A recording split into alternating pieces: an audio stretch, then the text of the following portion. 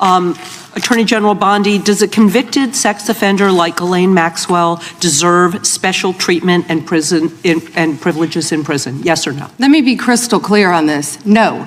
And Thank you. let me keep going. No, let me keep going. Perfect. Well, I did not know she was being transferred. I asked you yes or no. She was not transferred to a lower Mr. Chairman, level. please stop the clock and remind the witness of the rules. One rule she needs to understand and I'm glad that we're agreeing. So when we're agreeing, we can move on to... The Attorney General stood before Congress, with trafficking survivors in the room, and said something flat out wrong. It took seconds to fact check. At a House Judiciary hearing, Deborah Ross pressed Pam Bondi on why Ghislaine Maxwell was moved to minimum security. Bondi denied involvement, then made a claim contradicted by her own department's rules. Watch this. The unanimous consent? Yes, please. All right, the gentlelady is recognized. Mr. Chair, I have a few unanimous consent requests. I would like to submit into the record this New York Times article titled "Alex Pretty's Friends and Family Denounce Sickening Lies About His Life." I also would like to submit this Daily Mail exclusive interview with Vice President J.D. Vance titled "J.D. Vance Refuses to Apologize to Alex Pretty's Family After Spreading ICE Assassin Claim." One more.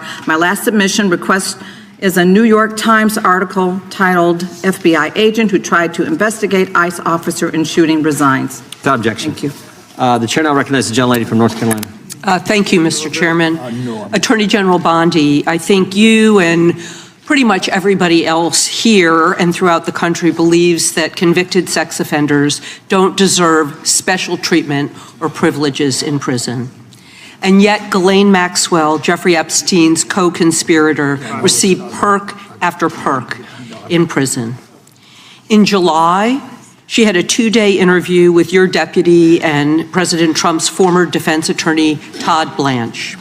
Just days after that, Maxwell was transferred from a federal correctional institution in Florida to a minimum security camp in Texas, which she, as a sex offender, would normally be ineligible for.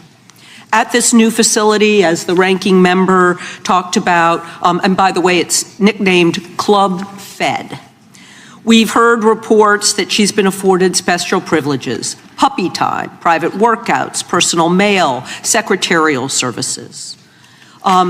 Attorney General Bondi, does a convicted sex offender like Ghislaine Maxwell deserve special treatment and privileges in prison? Yes or no? Let me be crystal clear on this. No. And Thank you. Let me keep going. No, let me keep going. Perfect. Well, I did not know she was being transferred. I asked you yes or no. She was not transferred to a lower level. Mr. Chairman, please stop the clock and remind the witness of the rules. One rule she needs to understand. And I'm glad that we're agreeing. So when we're agreeing, we can move on to some other things. But I want you to know that every time she does get these perks, and it's been publicly reported, that the folks she's abused, the survivors who are sitting here, they see themselves as being denied justice. They feel re-traumatized. And I'm glad that we agree on that. But she should not be in that prison.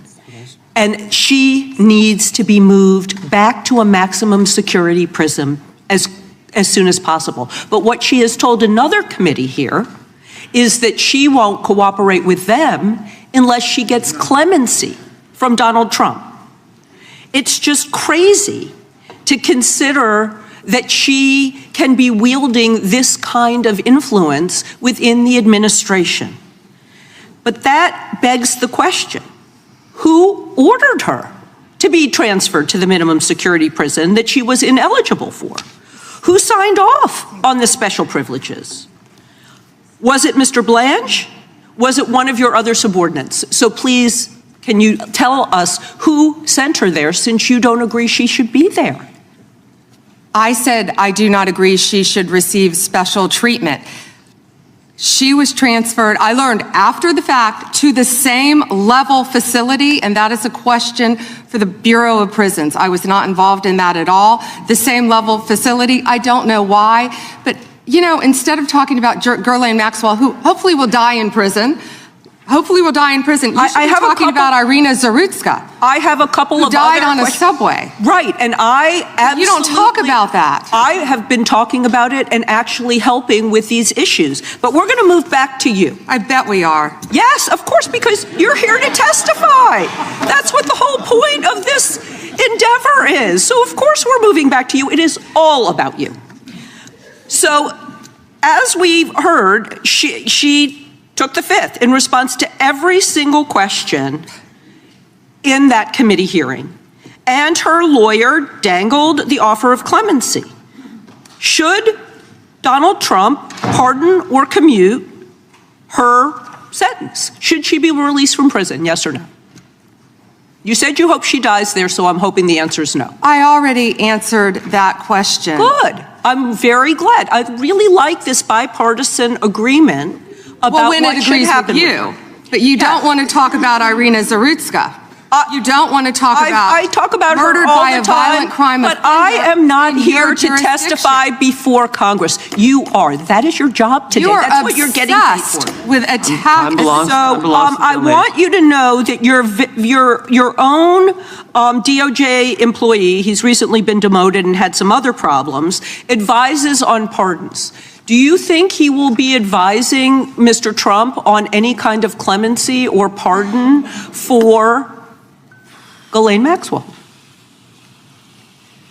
I'm not going to speculate, and you couldn't even identify properly. That's why you don't want to talk about Irina Zarutska. You couldn't properly identify her relative. I absolutely It's embarrassing. have been, and her family, by the way, appreciates all of the condolences, all of the help, everything that our law enforcement in North Carolina has been doing to help her family. Her family feels well treated. Thank you, and I yield back. Gentlelady yields back. Gentleman from California is recognized. I'd ask unanimous consent to enter into the record an article by former Attorney General William P. Barr entitled, "Why Pam Bondi Did..." Okay, buckle up, because this one is next level infuriating. If you caught that clip from the congressional hearing, where Attorney General Pam Bondi is grilled on Ghislaine Maxwell's prison transfer, and she straight up says it was the same security level, hold on. She agreed there's an issue but then dodged explaining how it even happened. Yeah, classic deflection. But the facts that didn't make it into that exchange, they turn this into pure scandal territory. First off, straight facts, no spin. Bondi told Congress Maxwell was moved to a facility at the same security level. Not true. Full stop. Maxwell was at FCI Tallahassee in Florida, low security federal correctional institution, double fences, tighter controls. Then bam, she's at FPC Bryan in Texas, that's a minimum security federal prison camp, dorm-style housing, unlocked rooms, open rec areas with just chain link fencing, inmates roam freer, basically no real perimeter lockdown like low security spots. NBC, ABC, even the Bureau of Prisons' own classifications confirm it.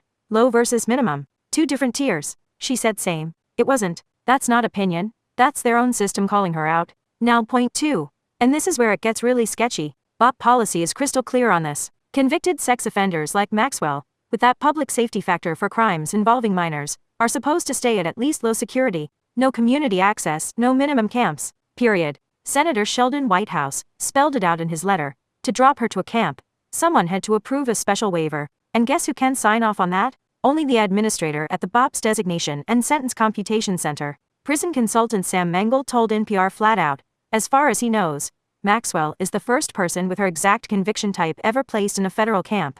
Strings were pulled. Had to be. And point 3, the timing is explosive. Bondi says she wasn't involved. But come on, she's the Attorney General. The Bureau of Prisons is under the Department of Justice. She runs the whole show. This transfer happens just days after Maxwell sits for a 9-hour, 2-day interview with Deputy AG Todd Blanche, Trump's former personal criminal defense attorney. Transcripts the DOJ itself released show her calling Trump a gentleman, saying she never saw him do anything wrong. Clears his name, and poof, she's upgraded to what survivors call Club Fed. Then, just 2 days before this hearing, February 9, 2026, Maxwell appears via video for the House Oversight Committee, takes the fifth on every question, won't say a word. But her lawyer, David Oscar Marcus, drops this bombshell offer. She'll talk fully, honestly, if Trump grants clemency. Even says she'll testify that both Trump and Bill Clinton are innocent of any wrongdoing. As Rep. Suhas Subramaniam put it, she's literally trying to buy her freedom through her deposition. Survivors were in that room, wearing white. Rep. Dan Goldman asks how many tried reaching the DOJ and got ghosted?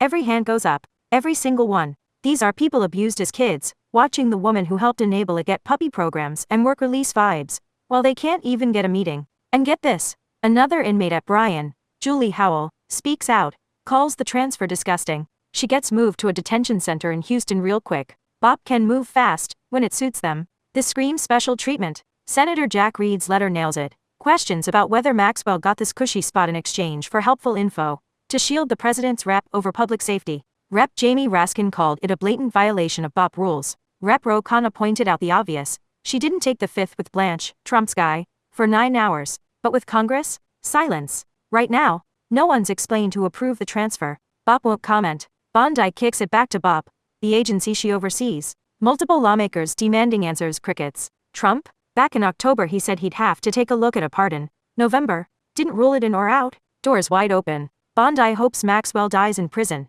But she's the boss of the department that made this happen, and claims she knew nothing. At some point, I had no idea stops being an excuse, and starts being the scandal. This isn't justice. It's who gets protected, and who gets punished. Survivors ignored, rules bent, a trafficker negotiating from a camp. All while the top cop says not my problem. If this fires you up like it does me, drop your thoughts in the comments. Was this just a paperwork glitch, or something way darker? Like if you're raging, smash that like button. Share it with anyone who needs to see the full picture. Hit subscribe and the bell for more breakdowns like this. Thanks for watching. Stay vigilant out there. Catch you next time.